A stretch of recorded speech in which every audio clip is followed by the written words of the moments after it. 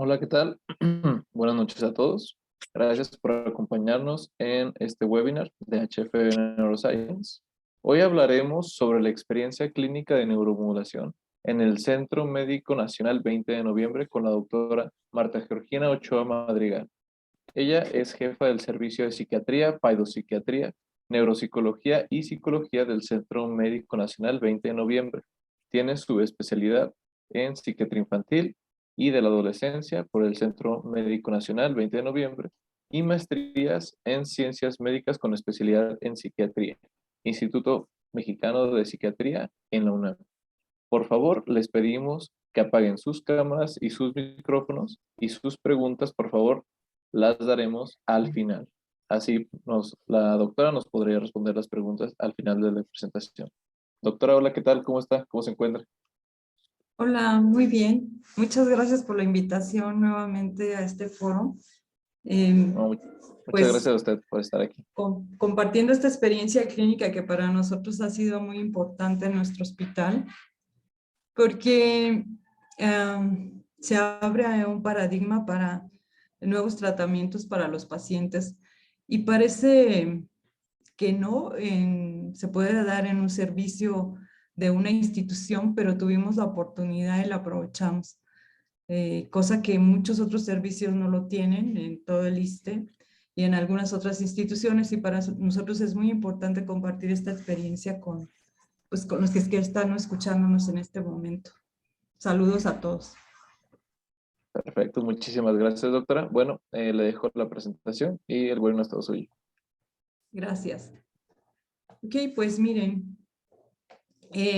nosotros hemos estado trabajando a partir del año pasado con esta tecnología. Para nosotros era novedosa, ya teníamos conocimiento tiempo atrás, pero de alguna manera sí se había pasado y no habíamos tenido la oportunidad de tener esta nueva tecnología hasta que apareció, y nuestras autoridades tuvieron a bien decirnos que intentáramos ver de qué se trataba y que podríamos iniciar con este tipo de tecnología en nuestros pacientes. Entonces, esta tecnología pues no es otra cosa más que una estimulación que no es invasiva, en donde se aplica corriente eléctrica directa. No es un aparato que necesita algún tipo de adaptación. En realidad es muy fácil, ahorita lo vamos a ver, de transportar, y es a través de corriente directa. Esto sí hay que aclararlo porque hay diferentes tipos de estimulaciones cerebrales en este tipo de tecnología. Entonces, se trata de alterar o modular la actividad neuronal. Esta actividad neuronal va a ser a través de corriente directa. Este es el aparatito, si me permiten, este es el casco o el gorrito, y aquí se le coloca al paciente en el cuello este otro aparato, que es el que nos va a medir tiempo. Y por supuesto que esta tecnología nos han apoyado muchísimo en la empresa para irla a aplicar y que sea de forma correcta. Este método, como comentábamos, no es invasivo. Se da a través de corriente eléctrica de baja intensidad para modular la actividad de la corteza cerebral y así poder propiciar esto que nosotros hemos observado, que es la neuroplasticidad cerebral.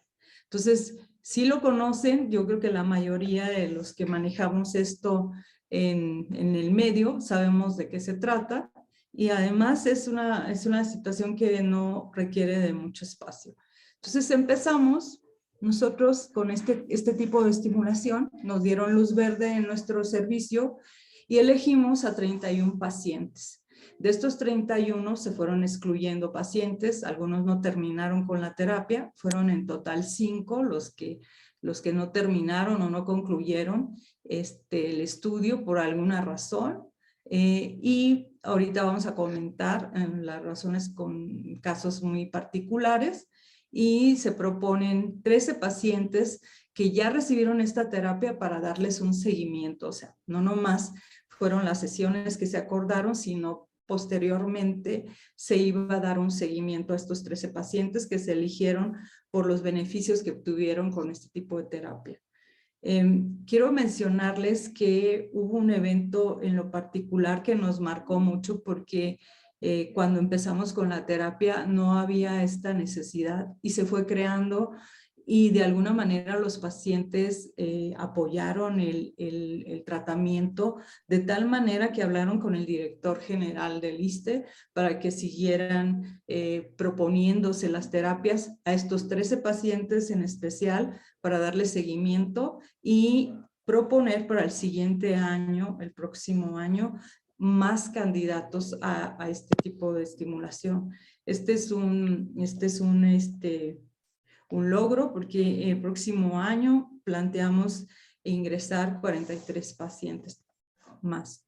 Entonces sí es importante empezar con esto porque ya tenemos esta experiencia con estos pacientes que de alguna manera nos ha abierto las puertas para ir viendo qué tipo de patologías, en qué pacientes les funciona más y les funciona mejor, y qué patologías vamos a ir ya como afinando, porque al principio nosotros teníamos la idea de que ingresaran pacientes complejos con padecimientos que no habían sido, que habían sido resistentes a otro tipo de alternativas terapéuticas.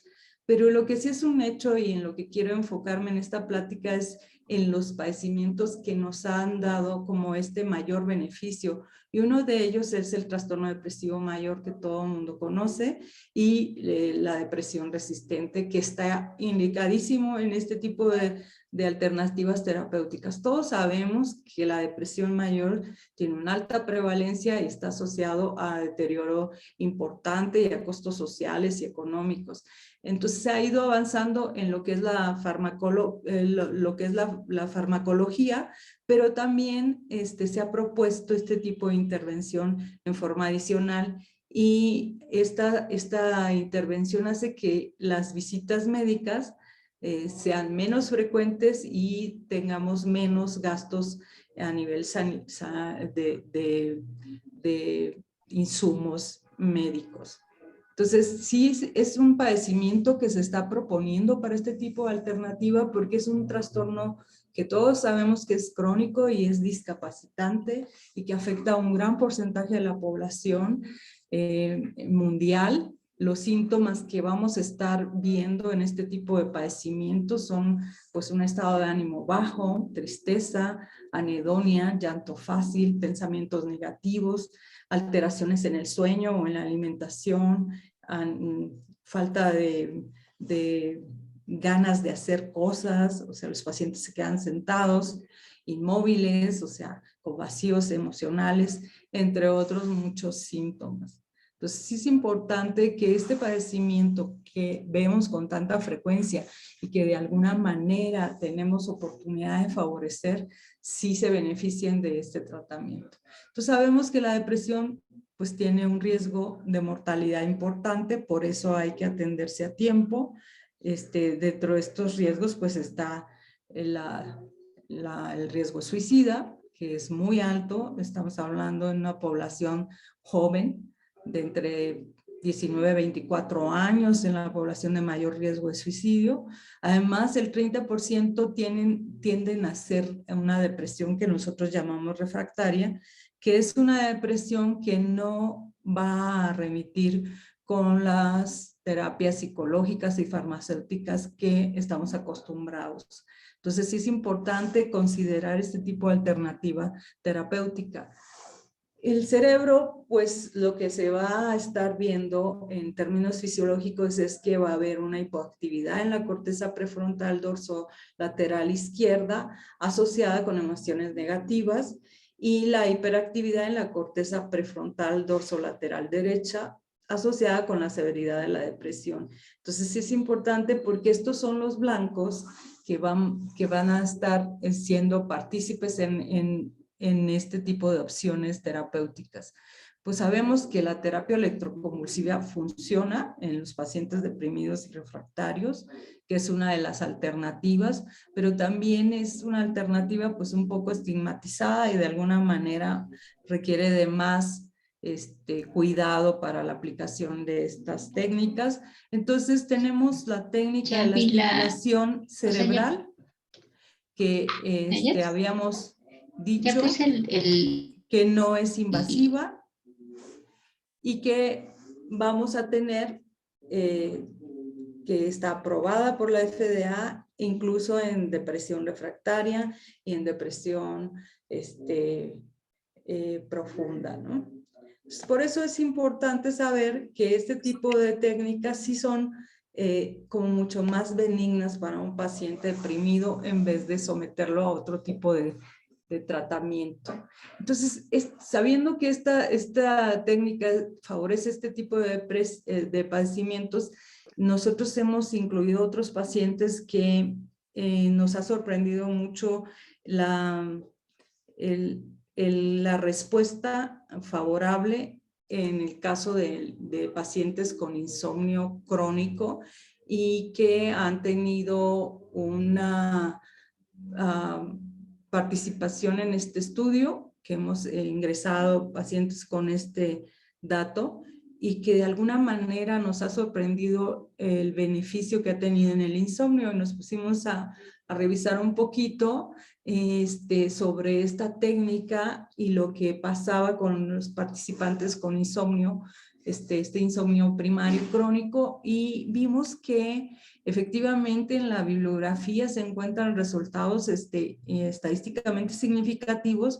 sobre la mejoría en la eficacia del sueño y una mejor calidad del sueño. Entonces, este procedimiento también nos ha brindado pues, el que no hay efectos adversos y que no hay situaciones graves que puedan suspender el estudio. Entonces, aquí también nosotros nos llegamos a preguntarnos, hicimos la pregunta de que por qué esos pacientes podrían estar funcionando también con este tipo de terapia, por qué les había funcionado también por el insomnio, y pensamos y vimos que podría estar asociado también con un cuadro depresivo, que aunque el síntoma a tratar fuera solamente insomnio, pensamos que detrás de este padecimiento pudiera también estar participando un cuadro depresivo, y también buscamos y sí vimos una relación directa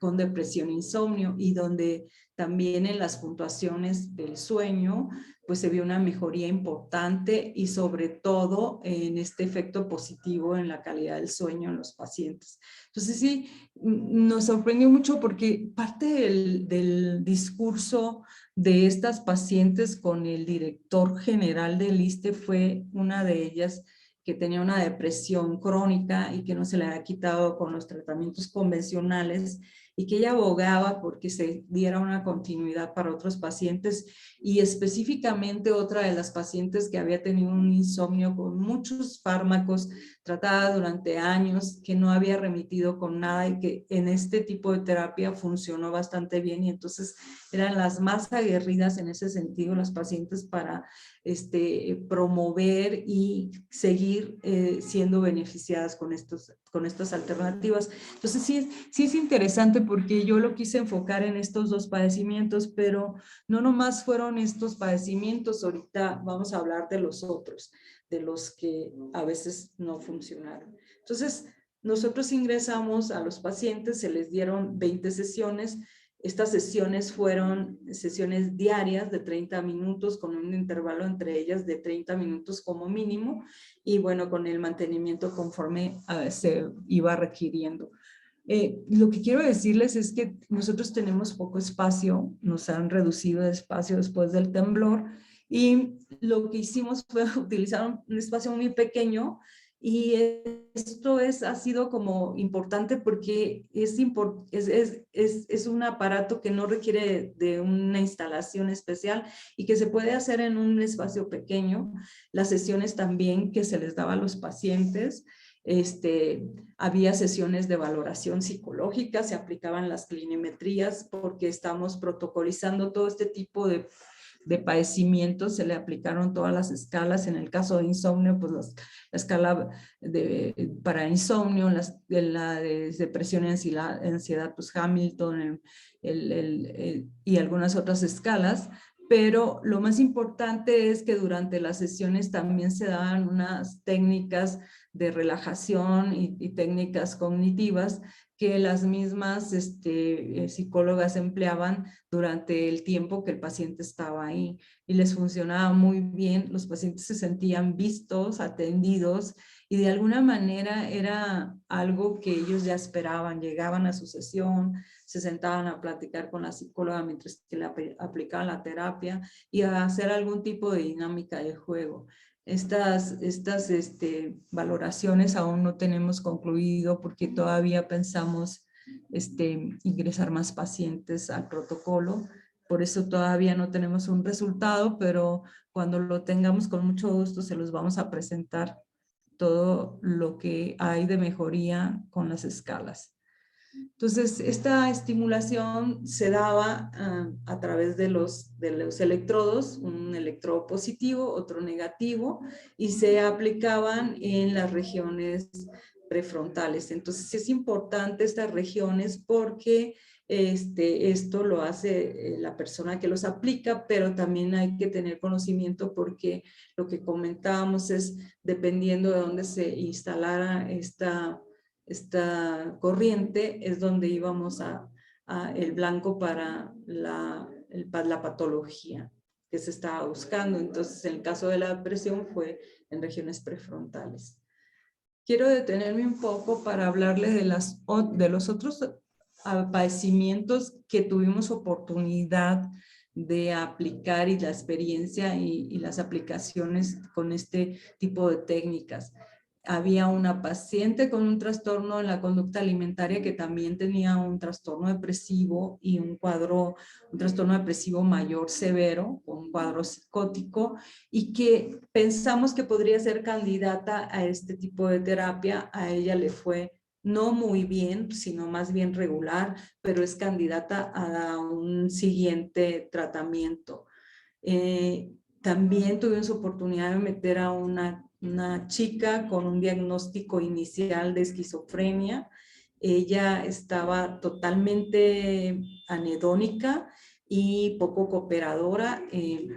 Vimos que dentro del rango de movilidad de este padecimiento, que es la esquizofrenia, ella empezó a tener un poquito más de cooperación porque no cooperaba, y teníamos muy claro que no íbamos a esperar algo maravilloso en este caso, pero sí hubo una situación donde la paciente que no comía por esta situación paranoide empezó a comer, empezó a aumentar de peso, de estar muy delgada, de estar en dromomanía, empezó a participar. O sea, sí vimos un cambio muy importante con este tipo de patología. ¿Por qué nosotros no nos limitamos a lo que dice la bibliografía de decir únicamente en este padecimiento? Porque sí quisimos incursionar en casos serios y ver qué es lo que podíamos esperar con este tipo de padecimientos.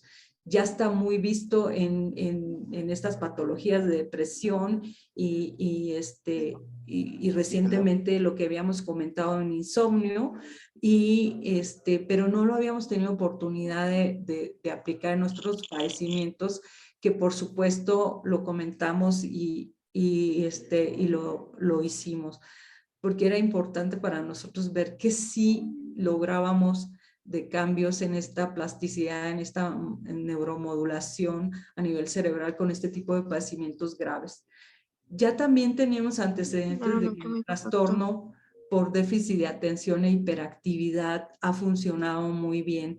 En este caso, aplicamos el tratamiento para 2 pacientes, porque las características de los pacientes que ingresamos, pues por supuesto que todos los pacientes y tenemos una gran cantidad de este tipo de padecimientos, todos los pacientes pues les había beneficiado el medicamento y estaban bien controlados. Entonces, como que eran casos muy especiales los que podríamos ingresar a este tipo de terapia, porque casos que ya estuvieran bien controlados con fármacos y con una buena adherencia terapéutica, pues no tenía caso meterlos, pero tuvimos la oportunidad de meter a 2 chicos con alguna alteración o comorbilidad extra, como fue el trastorno de déficit de atención con hiperactividad, con trastorno negativista desafiante. Sí vimos una mejoría con esta alternativa terapéutica, en este caso, en este niño, y en el otro todavía está en seguimiento. Pero es importante saber que no es que no tengamos los pacientes, tenemos demasiados pacientes con este diagnóstico, pero sí estamos esperando como más esta situación de ingresar más pacientes con este diagnóstico. Y por último, los menos afortunados fueron pacientes que teníamos con problemas conductuales y alteraciones del comportamiento muy importantes, como con agresividad y discapacidad intelectual, que no les fue nada bien. Estos pacientes sí nos dimos cuenta que su movilidad con respecto a la mejoría fue nula, en algunos casos muy leve, y en algunos tuvimos que sacar a los pacientes porque se agravó el comportamiento agresivo, que fueron los menos, que fueron dentro de estos 2 o 3 pacientes que sacamos del protocolo.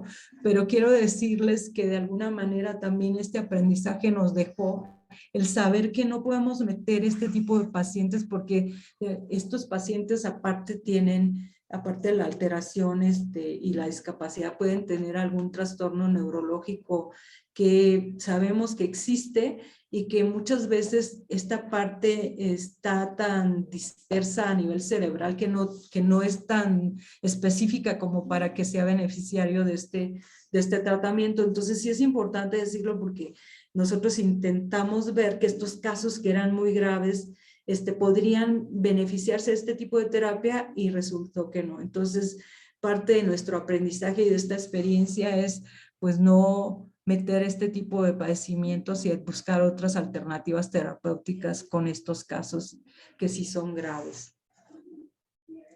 Hemos aprendido en el transcurso de ir viendo estos padecimientos, y a mí me parece muy importante compartirlo con ustedes y también tener una retroalimentación, porque a lo mejor nosotros estamos haciendo las cosas de esta manera y ustedes tienen otra opinión. A mí sí me gustaría esta retroalimentación con las personas que están participando, porque yo saqué mis propias conclusiones de toda esta experiencia.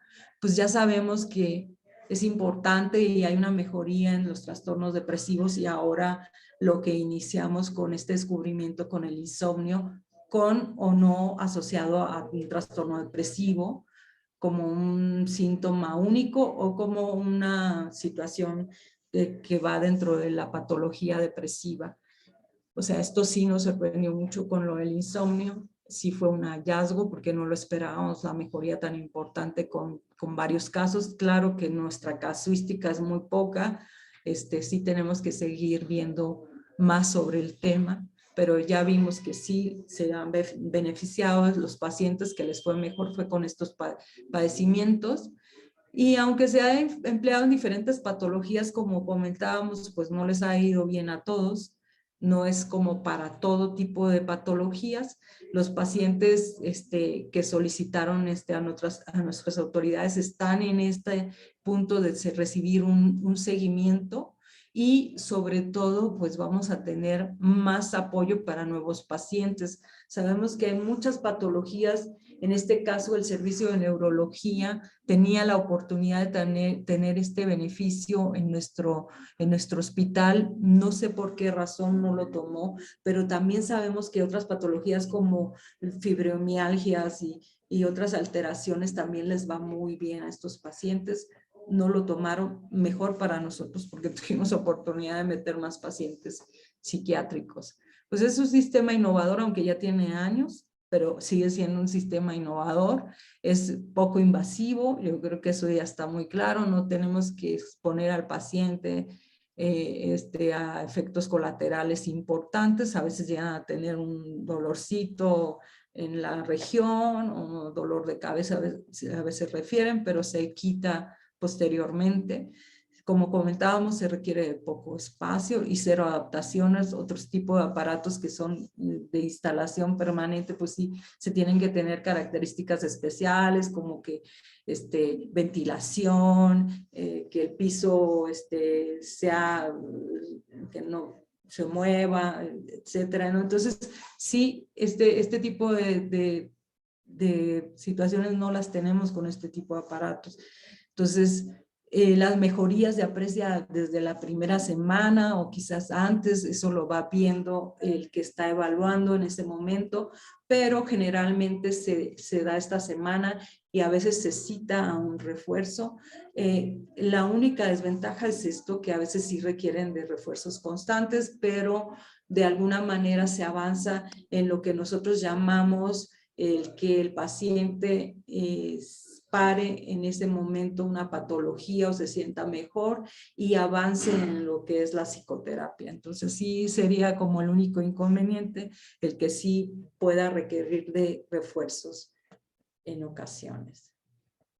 Y bueno, esta es la bibliografía, parte de la bibliografía, y yo con esto me quedo, les doy las gracias, y aquí está mi mail, que la vez pasada me pidieron, y no sé si hay preguntas de los participantes. Sí, doctora Gina, Luis González, servidor, muchas gracias. Hola. Hola, yo tengo algunas preguntas muy concretas. Quiero pensar que los estados depresivos se generan por diferentes causas, desde psicológicas hasta psiquiátricas, o desde psicológicas hasta biológicas de los neurotransmisores, independientemente del tipo de patología que pudiera enunciar un diagnóstico psiquiátrico. No sé si soy correcto con este antecedente. Sí, claro. Ok. O sea, entonces, totalmente de acuerdo. También entiendo que este sistema, con este instrumento que, bueno, pues nosotros adquirimos para uso familiar, pues hay muchos resultados que están pendientes de verificar y de ir reconfigurando y dándonos cuenta que sí, que no, cuánta dosis, etcétera. Pues es una investigación pragmática en proceso, ¿no? Mi pregunta sería, desde su experiencia como profesional e investigadora de esta área y aplicando esta neuromodulación, en el caso concreto de las depresiones, voy a focalizarme en algo específico, pues la depresión, como lo dije desde el principio, podemos quizá ubicarla en diferentes contextos como fuente, pero en el caso concreto de la bipolaridad, en cualquier nivel 1, 2, etcétera, ¿qué resultados o recomendaciones puede tener desde su experiencia personal? No sé si soy claro con la pregunta. Sí, sí, totalmente. Este tratamiento ya está aprobado por la FDA desde hace tiempo, o sea, no es algo que está en un periodo de investigación. Lo que yo quiero aclarar es que nosotros sí estamos haciendo un protocolo de investigación en nuestra área con todas estas experiencias que hemos tenido, pero ya está súper aprobado para muchos padecimientos, entre ellos, pues por supuesto que la depresión y la ansiedad, y es a donde les va mejor. Ahora, lo que sí te puedo decir es que en bipolar no hemos tenido esta experiencia, pero yo creo que sí la hay, solamente que la pueden aplicar en la fase depresiva, porque en la fase maníaca, pues esto sí no te podría decir qué efecto puede tener, pero sí en la fase depresiva. Ok, muchas gracias. Para mí está bien. Gracias. Buenas noches, doctora. Saludos desde Guadalajara. A lo mejor no sé si me ve en la cámara, pero primero pues agradecerle y felicitarla, ¿no? Por su ponencia. Mi nombre es Edgar Gileta, soy psiquiatra aquí en Guadalajara. Y bueno, yo tengo un año usando esta técnica a nivel de mi consulta privada, con excelentes resultados. Yo estoy maravillado. En mi rubro no es la pedopsiquiatría, pero hablamos de pacientes adolescentes, adultos, y me surgen algunas dudas. No sé si usted me pueda compartir su experiencia. Por ejemplo, continuando esta pregunta sobre pacientes bipolares, en una paciente resulta estar embarazada, ¿cómo mantendría el embarazo? Ella muy bien controlada, estaba con la motrigina, la tenía con Seroquel, muy bien controlada, obviamente por el embarazo. Suspendimos estos tratamientos, la mantenemos con clonazepam, pero no sé si usted nos pudiera dar, le dimos la terapia, esta terapia, le fue muy bien, muy estable, pero ¿cómo emplearía usted una terapia de mantenimiento en una paciente embarazada con trastorno bipolar? Es que es muy complejo, mira, yo creo que tendrías que valorar en qué fase está, si está controlada, o sea, no Está tiene picos controlada, en ese retiramos momento. los medicamentos, está el seguimiento, pero todavía no ha recaído en un cuadro depresivo. Ajá, pues yo me mantendría pues con sesiones cada 15 días, durante unos 6 meses podría ser. Y bueno, ¿cuántas veces en la vida se puede aplicar esta terapia? No sabemos. Es que yo creo que no hay una respuesta a eso, pero sí se le puede dar seguimiento durante, puede ser 6 meses, un año, y depende de cada paciente. Ok. Se pueden dar sesiones de refuerzo quincenales. Sí. Y además les va súper bien con los refuerzos. Eso es lo que te decía, dentro de lo que nosotros hemos visto, pues sí, a veces luego el paciente entra en una como etapa de mantenimiento, está tranquilo, pero también no hay avance y entonces puedes darle seguimiento. Y nosotros hemos estado con estos pacientes, estamos proponiendo darle seguimiento a varios que nos ha parecido que le ha funcionado, pero que todavía requieren de más. Y yo creo que esto es a criterio del médico. Si tú consideras que esa paciente ha estado bien con este tratamiento y además se le han disminuido los medicamentos, hay que darle refuerzos. Y yo creo que cada 6 meses y ver cómo le va cada 6 meses. Muchas gracias, doctora. Y la última, nomás para rematar, una paciente con Parkinson le fue excelente en cuanto a la remisión de síntomas depresivos. Yo quedé impresionado.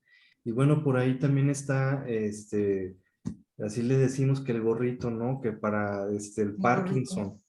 Entre la terapia de estimulación eléctrica transcraneal para depresión y para Parkinson, ¿cuánto tiempo debería de pasar o se puede dar inmediatamente? Fíjate que en Parkinson no creo que mejore el Parkinson, pero como tú dices, la comorbilidad de depresión sí. Eso es lo que hemos estado viendo con los resultados de los pacientes, que cuando tienen, por ejemplo, algo secundario, una enfermedad neurológica, por ejemplo, no está aprobado en epilepsia y sin embargo se ha dado a algunos pacientes que están controlados de la epilepsia. O sea, esto es mucho al criterio de cada quien. Nosotros nuestra experiencia es que si tienes comorbilidades, pues le va a beneficiar a lo que el blanco que tú estés propiciando. Si, por ejemplo, tiene Parkinson, no le va a quitar el Parkinson, ni le va a mejorar probablemente el Parkinson, porque esto es algo más neurobiológico, pero sí le va a mejorar la depresión o le va a mejorar la ansiedad al paciente. Y eso es lo que hemos estado viendo. La verdad es que nos ha sorprendido mucho los resultados, pero cuando tenemos un paciente neurológico o muy complicado, no les va muy bien. No les va muy bien. Entonces sí tenemos que elegir a los pacientes como con más fineza. Muchas gracias, doctora, por compartirnos. No, al contrario.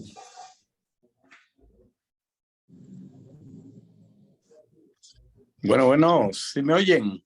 Sí. ¿Quién es? Gina, buenas noches, el doctor Raúl Antiga. Hola, Raúl. ¿Cómo Un estás? saludo. Oye, Gina, muchas felicidades, bonita plática, Gracias. me gustó. Oye, una pregunta. Fíjate que yo he recibido mucha información de Finlandia respecto al uso de este aparato a nivel domiciliario. Por ahí en el chat te puse también la pregunta relacionada con si la intervención psicoterapéutica o psicológica durante el manejo que ustedes han hecho en el hospital establecería una diferencia en respuesta con los pacientes a quienes se recomienda que usen el aparato pues en forma individual a nivel domiciliario. O sea, yo ya he escuchado muchas versiones de que hay personas que lo adquieren como para ellos. O sea, sí, sí es algo que me ha sorprendido. Yo creo que esto es algo, Raúl, que se puede hacer así, que no tiene mayor riesgo, que lo único que tenemos que hacer es como aprender la técnica es correcta. Y entonces sí se puede dar este manejo domiciliario, pero sí se tiene que tener una instrucción. Pero lo que más importante es pues que aparte nos apoyan con intervenciones psicológicas en línea. O sea, el paciente puede tener este aparato en su casa, recibir la terapia y creo que no hay ningún límite de sesiones. Pues yo Claro. lo recomendaría que se hicieran cada 15 días y bajo control, pero no hay ningún límite. Pero sí recibir la terapia en línea que te ofrece también el mismo proveedor, ¿eh? Claro. No sé si esto contesta tu pregunta. ¿Tú lo Sí, tienes, el claro. aparato? ¿También te ha ido bien? Sí, yo lo tengo hace 6 años. Oye, Sí. pero mi pregunta era de si comparado con quien lo recibe el tratamiento a nivel domiciliario, con quienes lo reciben ahí en el hospital con una psicóloga, marcaría diferencia en cuanto a respuesta. Totalmente, Raúl, totalmente. Perdón, no entendí tu pregunta, pero sí, totalmente, porque ahí se recibe el apoyo psicológico junto con el manejo del tratamiento. Sí, o sea, el solo hecho, esta paciente esquizofrénica, que el solo hecho que, o sea, tenía muchas limitaciones a nivel cognitivo, es que no es una esquizofrenia. Entonces, la metimos por agresividad. El solo hecho de que la psicóloga se sentara o nuestro médico residente se sentara a jugar con ella lo pedía, a jugar, no a hacer una terapia más profunda, sino a jugar un juego de cartas, de dominó, le encantaba el dominó. Ella iba encantada a la terapia, o sea, había un cambio total. Pero si ya das una terapia en otro tipo de pacientes a nivel psicológico, los pacientes se ven encantados, o sea, lo toman como muy bien. Por eso les digo que mi experiencia, ni siquiera yo promoví que los pacientes se quejaran con el director para recibir esta terapia. Estaban tan encantados con la terapia que ellos fueron por cuenta propia para que se siguiera patrocinando esto a nivel institucional. Sabes que esto es muy difícil, tú que estuviste en el sistema Así es. del IMSS, o sea, que te Totalmente. patrocine esto y que tú ahora en lo privado pues lo tengas, es algo que, y yo sé que muchos compañeros lo tienen y mis residentes con este entrenamiento que están recibiendo también están en esta propuesta de si se van terminando y todo eso, llevarse su aparato, o sea, les ha beneficiado mucho a los pacientes y yo creo que la experiencia de ustedes pues es parecida a la que hemos tenido, pero nosotros en el instituto lo único que hacemos es qué tal les va a este paciente, o sea, sí estamos un poquito viendo los beneficios con una patología o con otra, como el compañero que dijo, pues lo voy a utilizar en Parkinson, sabemos que el Parkinson no es así, no va a modificarse, pero sí lo que hay secundario atrás. Igual, nosotros estamos sorprendidos con el insomnio, que probablemente esté asociado a la depresión y que también parte de la mejoría del insomnio sea porque le quitaste la depresión. Oye, pues muchísimas gracias, abrazote. Gracias, Raúl. Con la disculpa de Gladys, que tiene su manita parada, para cerrar y complementar y querer aportar algo, mi comentario sería, yo no soy psiquiatra, no soy médico, pero bueno, pues estoy un poquito interesado en el tema. Los efectos de la psicoterapia psicológica son tal cuales. Los efectos de este instrumento son tal cuales. Mi experiencia es respeto al protocolo en las condiciones mentales cognitivas en las que uno se puede y se debe fijar, válgame la metáfora, para que la fotografía del aparato que va a empezar su proceso haga una fijación correcta a nivel de neurotransmisores y a nivel de sistema neurológico. Es decir, obviamente que es más 2 que 1, o sea, psicoterapia psicológica y la neuromodulación combinados, pues genera no la suma de dos, sino un efecto mayor. Sin embargo, mi comentario sería porque, bueno, pues a lo mejor no todo el mundo tiene un psicoterapeuta efectivo como complemento de la utilización de este aparato, pero yo digo que si se respetan, porque yo me lo he puesto de manera didáctica, mi esposa me lo ha puesto, que si se respeta el protocolo, y por esto me refiero a qué es lo que yo quiero lograr a nivel de interconexiones neurológicas, esto funciona al margen de la psicoterapia. Totalmente al margen de la psicoterapia. Sí, totalmente, pero sí hay investigaciones que el tratamiento combinado es mucho mejor. O sea, Obvio. sí, psicoterapia más la alternativa terapia es mucho mejor. Correcto. Gracias. ¿Y el comentario de Gladys? Gladys. Hola, buenas noches. Hola. Muchas gracias. Yo apenas voy a adquirir el aparato, apenas estoy como introduciéndome en todo esto. Me gusta mucho, me llama mucho la atención. Y bueno, voy a empezar como a ver pues toda esta información que tú nos estás compartiendo. Mi duda es, no alcancé a estar como precisamente al inicio, pero preguntarte, o sea, yo soy psicóloga. Y entonces, bueno, entendía que hay que hacer una serie de sesiones, ¿no? Como, digámoslo así, un paquete de sesiones, ¿no? De inicio. Estas tienen una continuidad, ¿no? Hoy, mañana, durante 17 días. Pero comentas que, por ejemplo, en pacientes que acuden a terapia, pues tienen una mejoría significativa. Mi duda es, o sea, ¿cómo se trabaja esa parte? ¿Las 17 sesiones, de las 17 sesiones les da psicoterapia? O sea, por sesión semanal, que es como, pues generalmente lo manejamos.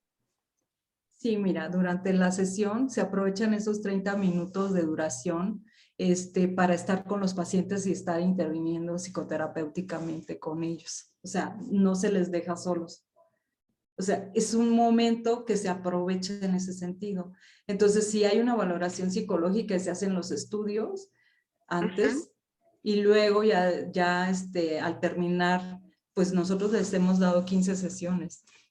O sea, al terminar las 15 sesiones se puede dar una sesión o una valoración final extra, pero lo más importante es que se dan tareas cognitivas, técnicas, de autoconciencia. Entonces ya estás haciendo en esos 30 minutos una intervención psicológica. Y en eso nos han apoyado mucho como parte de lo que va en el equipo, ¿me entiendes? Entonces serían en esas 15 sesiones donde el paciente acude a ponerse el estimulador, esas 15 sesiones corridas se les da la psicoterapia. Sí, porque son 30 minutos que está con el aparato y ahí mismo puedes intervenir con él. Y tú que estás en psicología, pues le pones su aparato y empiezas a trabajar en psicoterapia. O sea, ese tiempo no se pierde. Porque son 30 minutos, luego los haces descansar y luego los vuelves a pasar para otros 30 minutos de sesión. Ok. Y entonces, por ejemplo, si yo tengo un paciente que acude semanalmente a su consulta normal, lo que generalmente conocemos, ¿se puede utilizar de esa manera por una vez por semana, digamos? Sí se puede hacer, o 2 veces a la semana, o sea, la verdad es que tú te puedes manejar de acuerdo a tu tiempo, a lo que el paciente requiera. Nosotros porque aprovechamos esos 30 minutos para estar con el paciente, no yo, sino quien lo aplica está la psicóloga ahí con ellos. Y entonces eso les ha beneficiado bastante. Se sienten muy, muy contentos de estar atendidos en ese momento. Y se les pasa el tiempo más rápido. O sea, no se dan cuenta cuando ya terminaron la sesión. Ah, perfecto. Muy bien. Agradezco mucho la información. No, ¿de qué, Gladys? Buenas noches, doctora Gina. Primeramente agradecerle su tiempo, su momento. Adriana Ríos. Hola, Adriana. Gracias, doctora. Doctora, yo trabajo con niños con trastorno de déficit de atención con hiperactividad. De hecho, en la universidad donde laboro hay una maestría y un doctorado en reentrenamiento multimodal, donde estamos metiéndonos un poquito a este tipo de tratamiento, porque como usted lo dijo, pues no es invasivo, muy prometedor. Mi pregunta es, con los niños con trastorno de déficit de atención o con los adultos, porque sabemos que es un trastorno para toda la vida, ¿se va a trabajar para las comorbilidades del trastorno de déficit de atención, que es la depresión, la ansiedad, el oposicionismo, o es también para trabajar con funciones cognitivas, para trabajar con la hiperactividad, la atención, toda esa parte? Esa es mi pregunta, doctora. O sea, las investigaciones enfocan a que les va muy bien. Ya está súper estudiado que este tipo de tratamiento les va muy bien a los niños con déficit de atención y hasta en autismo. Esto lo tenemos contemplado dentro de nuestro protocolo, pero sí es importante la decisión del investigador. En este caso, yo soy la que defino qué tipo de niños entran. Si tengo bien controlado, o sea, no lo someto a este tipo de tratamiento. Generalmente defino niños con comorbilidades, pero por supuesto que si tú estás en esta área puedes meter a niños que no tengan comorbilidades. Yo los meto porque creo que les iría mejor con el tratamiento más el tratamiento farmacológico más esta alternativa terapéutica. Entonces sí le ha ido bien a mi niño con déficit de atención y esta comorbilidad que es muy difícil de tratar a nivel psicoterapéutico, que es el oposicionista desafiante, o sea, le ha ido muy bien, pero le hemos tenido que dar seguimiento porque Dani se llama, Dani sigue todavía oposicionista, pero ha mejorado importantemente y he tenido que disminuir medicamentos con él porque si era un niño con un pobre control de impulsos. Pero yo lo he decidido así como investigador, pero si tú tienes todos los pacientes ahí y tienes este aparato y tienes la oportunidad de dárselos, les va muy bien, les va muy bien. A lo mejor muchos padres optan por no dar medicamentos y esta también sería una alternativa terapéutica, pero sí hay que darle seguimiento. O sea, no es que ya en 20 sesiones se les va a quitar, no, sí hay que darle seguimiento. Claro que sí. Muchas gracias, doctora Gina. Buenas noches. Felicidades. Gracias. Doctor Ochoa, ya solamente nos falta Leopoldo, que tiene la mano levantada. Gracias, Jen. Leopoldo.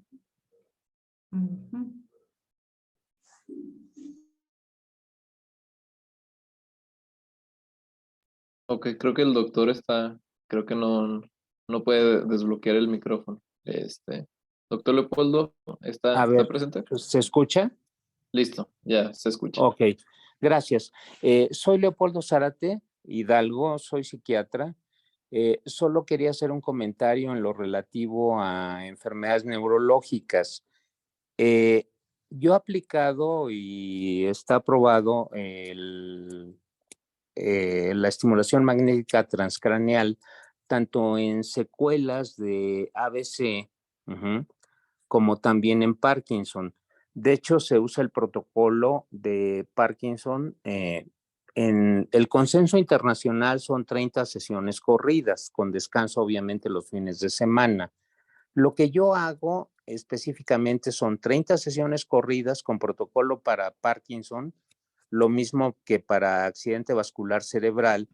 Los mando a casa, pero los mando con un estimulador que se utiliza en casa, lo que es el estimulador para uso domiciliario. Se les indican 30 minutos en la mañana y 30 minutos en la noche. ¿Esto qué es lo que logra? Que el paciente mejore mucho en su motricidad, tanto en el Parkinson común como en el Parkinson akinético. Mejoran bastante.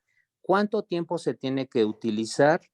El tiempo que sea necesario. Yo tengo pacientes que llevan 3, 4, 5 años usando el estimulador continuamente y las dosis de medicamentos que ocasionan muchísimos efectos secundarios se disminuyen al mínimo.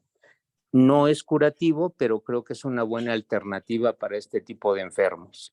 Gracias. Sí, sí, qué bueno que comparte esa experiencia. Yo no tengo experiencia ni en accidentes cerebrovasculares ni en Parkinson. O sea, nosotros lo neurológico sí tratamos de ser muy cuidadosos en eso. No metemos pacientes con epilepsia, pero esa es de la bondad del aparato, de este mecanismo, de esta alternativa terapéutica que se puede usar en diferentes patologías. De hecho, esa era la idea que tuvimos desde que tuvimos la oportunidad de tenerlo. O sea, ¿por qué no usarlo en pacientes con patologías graves? ¿Por qué no usarlo en esto y el otro?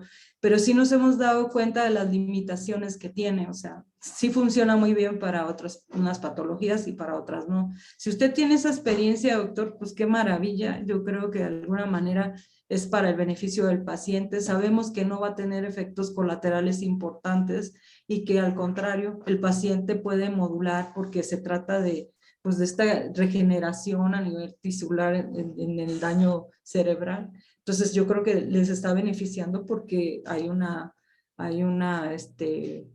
regeneración ahí neuronal. Entonces sí es importante porque también el compartirlo, yo no tengo experiencia en estos casos, pero ya alguien mencionó Parkinson, está bien. Yo creo que este tipo de patologías que son crónicas, que son degenerativas y que son severas, no hay mucho tratamiento que ofrecer también en otros campos. Entonces podría ser una alternativa. Concuerdo con usted. Es una alternativa excelente. Sí. Bueno, muchísimas gracias. Pues qué bueno que compartimos experiencias, porque también a mí me deja pues también esta idea de seguir innovando con otros padecimientos, y muchas gracias por estar en esta reunión y tan atentos a este tipo de pláticas. Yo creo que yo no soy la experta así como en todo esto, pero les comparto esta experiencia porque a mí me ha parecido muy importante beneficiar a los pacientes con recursos menos invasivos, y que de alguna manera tenemos oportunidad de tenerlos en una institución. Yo creo que es un lujo. Doctora, buenas noches. Una disculpa por quedar hasta el final. Nada más tengo una duda. Me gustaría saber, primero que nada, gracias por la invitación a tomar este espacio, y me pareció muy, muy bien la ponencia, pero veo que está siendo grabada. Entonces mi duda va más en torno a si hay una posibilidad de acceder a la ponencia, a la grabación, para también poder Yo creo que compartir la sí, información. van a ponerse de acuerdo aquí con los organizadores. Ya me Así están es. diciendo que Excelente. sí. Sí, Le lo agradezco pueden encontrar mucho. en nuestro canal de YouTube, se llama HFB Neuroscience. Ahí en un par de días ya va a estar subida la grabación de la doctora Ochoa. ¿Me podrías repetir el nombre? ¿Qué? HFB Neuroscience. Ok, muchísimas Ahí, gracias. por nada, un gusto. Bueno, si ya no hay más preguntas, pues yo me despido. Muchísimas gracias por la invitación nuevamente, y pues a la orden ahí en el Centro Médico Nacional.